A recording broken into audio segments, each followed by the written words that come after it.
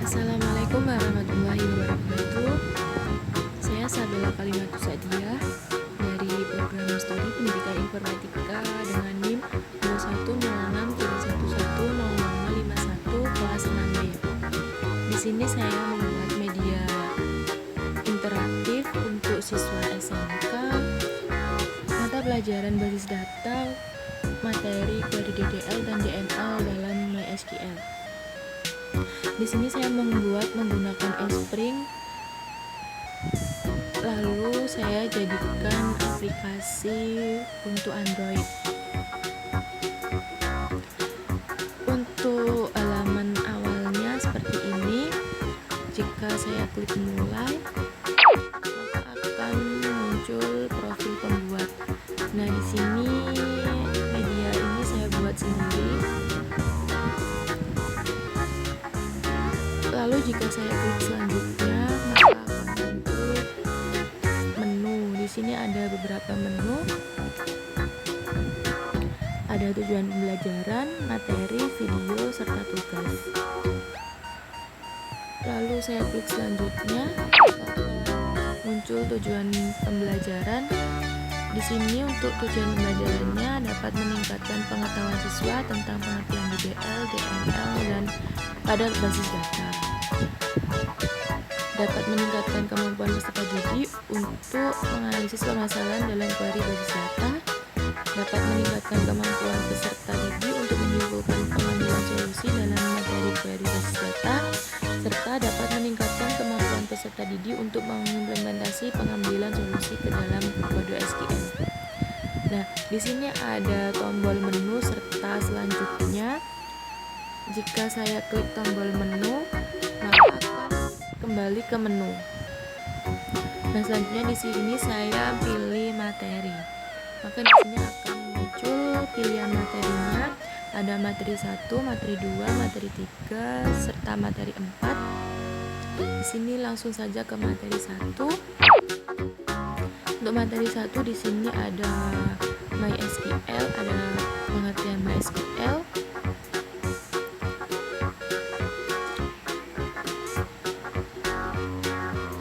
MySQL sendiri merupakan suatu perangkat lunak database yang berbentuk database relasional atau disebut Relational Database Management System atau RDBMS yang menggunakan suatu bahasa permintaan yang bernama SQL.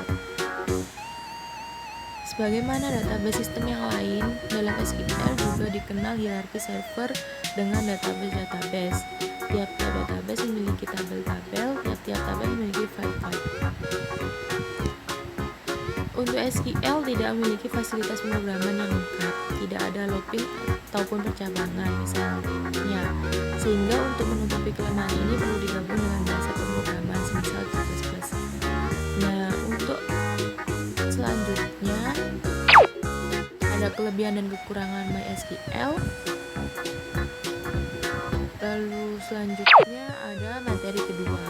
Materi kedua di sini ada SQL. SQL sendiri merupakan komponen bahasa Relational Database System. SQL merupakan bahasa baku, non-prosedural, dan berorientasional himpunan. SQL dapat digunakan baik secara interaktif atau ditempel pada sebuah program aplikasi. SQL dapat digunakan untuk mendefinisikan struktur data, pemodifikasi data pada basis data, menspesifikasi batasan kemampuan hingga pemeliharaan kinerja basis data. Di sini kita juga dapat melihat daftar materi. Caranya, klik tombol daftar materi pada pojok kanan atas. Nah, maka akan muncul daftar materi pelajaran. Misal di sini kita langsung mau lanjut pada materi ketiga. Pilih saja materi 3.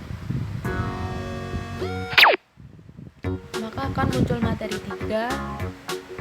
Di sini materi 3 adalah Data Definition Language atau DDL.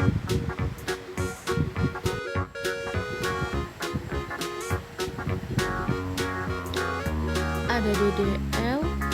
DDL merupakan perintah SQL yang digunakan untuk melakukan definisi awal suatu basis data dan tabel pada konsep ADBMS. Nah, di sini untuk perintah DDL sendiri itu ada create, alter, dan drop. Untuk create ini digunakan untuk membuat suatu basis data dan tabel di dalam pembangunan basis data. Di sini untuk sintaknya ada 2 sintak. Selanjutnya ada alter,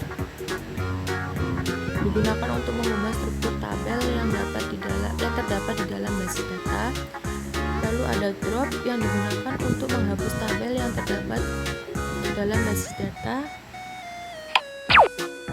Selanjutnya ada materi 4, yaitu DML, Data Manipulation Language. DML sendiri merupakan perintah SQL yang digunakan untuk melakukan pengolahan record atau memanipulasi data pada tabel dalam suatu basis data. Di sini perintahnya ada insert, select, update, dan delete. Insert sendiri digunakan untuk melakukan entry atau penambahan suatu record pada tabel. Lalu select digunakan untuk memilih record yang akan ditampilkan berdasarkan data pada tabel.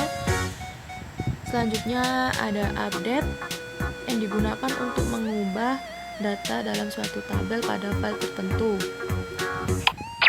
Lalu ada delete yang digunakan untuk menghapus data dalam suatu tabel. Dan terakhir ada alter yang digunakan untuk mengubah struktur tabel yang terdapat dalam basis data. Kembali ke menu. Sini saya pilih video pembelajaran. Di dalam video pembelajaran tersebut terdapat materi tentang DDL, DML, serta cara pengimplementasiannya. Setelah itu ada tugas. Untuk tugasnya di sini latihan pada CMD, yaitu membuat 3 tabel, membuat kolom, menghapus 1 tabel, dan menambahkan tabel baru. Tugasnya ini kelompok. Setelah itu dipresentasikan hasilnya di depan kelas. Lalu kembali ke menu lagi. Yang terakhir ada kesimpulan. Untuk kesimpulan pembelajarannya,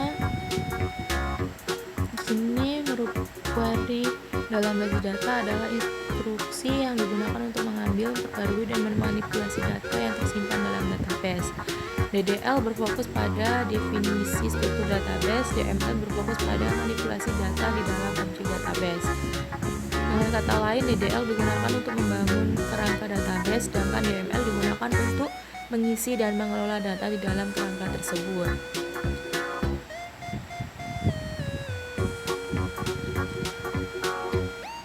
Kembali ke menu.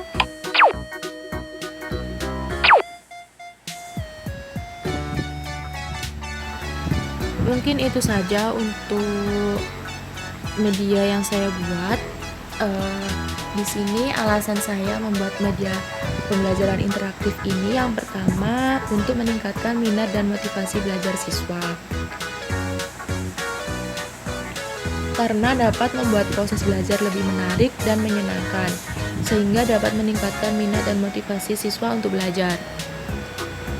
Yang kedua ada meningkatkan keterampilan kolaborasi dan komunikasi.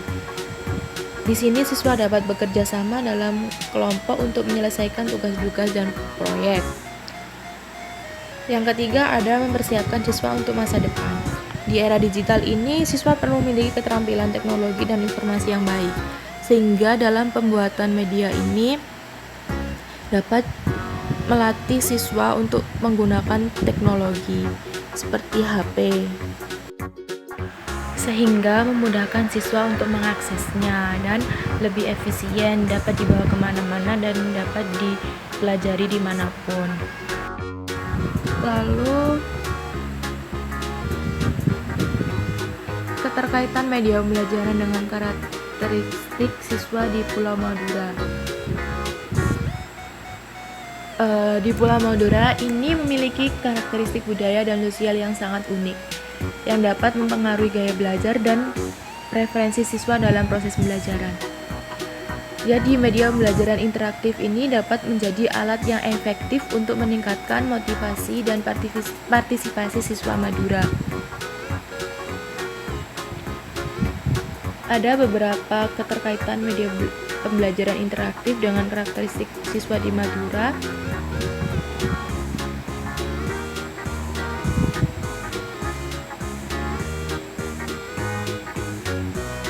Yang pertama, siswa Madura umumnya memiliki gaya belajar kinestetik, yang berarti mereka lebih mudah belajar dengan melakukan sesuatu secara langsung. Nah, media pembelajaran interaktif ini dapat memungkinkan siswa untuk beraktivitas seperti simulasi, permainan, dan eksperimen, dapat membantu mereka memahami materi dengan baik. Yang kedua, ada akses teknologi.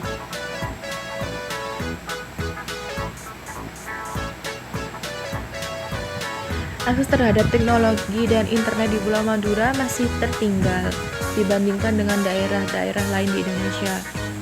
Nah, media pembelajaran interaktif ini dapat diakses secara offline atau dengan koneksi internet yang minimal dapat membantu siswa Madura yang tidak memiliki akses internet yang stabil. Nah, dapat disimpulkan bahwa media pembelajaran interaktif ini dapat menjadi alat yang efektif untuk meningkatkan kualitas pendidikan di Pulau Madura jika dirancang dengan mempertimbangkan karakteristik dan gaya belajar siswa. Mungkin itu presentasi dari saya. Mohon maaf jika ada kekurangan. Saya akhiri. Wassalamualaikum warahmatullahi wabarakatuh.